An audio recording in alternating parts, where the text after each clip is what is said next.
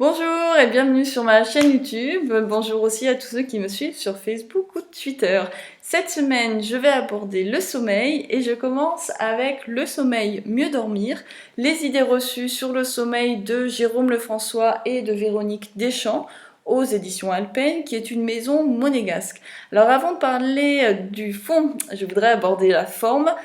Les auteurs, voilà, ou la maison d'édition ont choisi de faire une mise en page qui se rapproche beaucoup du magazine avec un double colonnage, beaucoup de photos, des encadrés de couleurs, ce qui rend vraiment la lecture très plaisante. Après, au niveau de la forme, évidemment, les auteurs vont aborder toutes les idées reçues que nous avons sur le sommeil en essayant d'y répondre, en apportant des conseils aussi. On va parler de la sieste, on va parler couche tôt, couche tard, de l'horloge biologique, du travail de nuit aussi. Et c'est vraiment très intéressant parce que ils vont à la fois apporter ce côté théorique pour rappeler, on va dire, les bases du sommeil, mais aussi avec plein de conseils pratiques et surtout des petits tests ludiques qui vont un petit peu pimenter la lecture sur voilà, un mode d'emploi de la sieste, le test pour savoir si vous êtes plutôt du matin ou du soir, etc. Vraiment un livre que je conseille à tout le monde. Je poursuis avec ma méthode de sophrologie pour bien dormir de Carole Serra aux éditions Le Duc. Alors ici d'emblée l'auteur va nous parler de toutes nos mauvaises habitudes que nous avons avant de nous endormir, que ce soit les écrans dans la chambre à coucher, le repas trop riche, le stress, l'alcool, le tabac, etc. Mais ce qui est intéressant, c'est qu'elle va aller au-delà de ces sujets un petit peu classiques.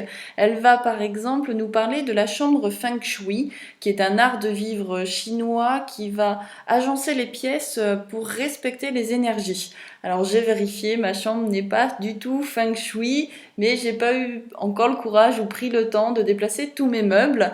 Après, il y a des conseils immédiatement applicables pour mieux s'endormir. Par exemple, se focaliser sur une image calme, apaisante et heureuse pour vraiment relâcher notre organisme.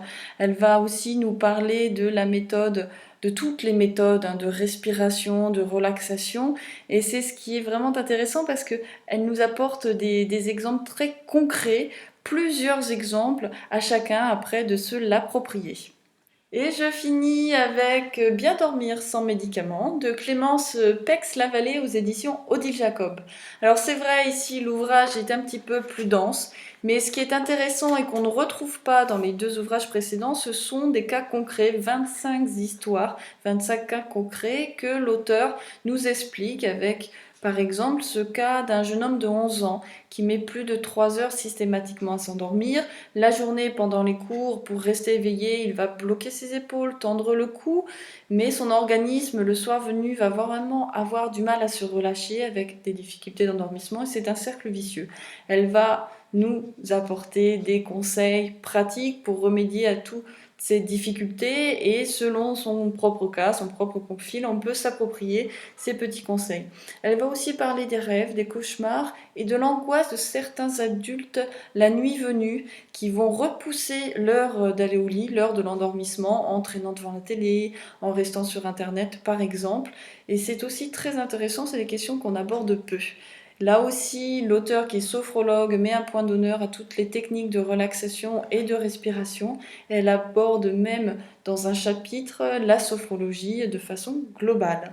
Sur ce, je vous souhaite évidemment une bonne lecture et une bonne nuit ou une bonne sieste.